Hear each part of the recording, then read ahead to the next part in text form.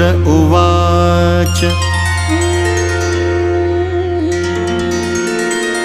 अथ ध्यानं प्रवक्ष्यामि शृणु सर्वाङ्गसुन्दरि यत्कृतं देवदेवेन ध्यानं हनुमतः प्रियं पञ्चवक्त्रं महाभीमं त्रिपञ्चनयनैर्युतं बाहुभिर्दशभिर्युक्तं सर्वकामार्थसिद्धिदं पूर्वं तु वानरं वक्त्रं कोटिसूर्यसमप्रभं दंष्ट्राकरालवदनं भ्रुकुटीकुटिलेक्षणम् अस्यैव दक्षिणं वक्त्रं नारसिंहं महाद्भुतम्।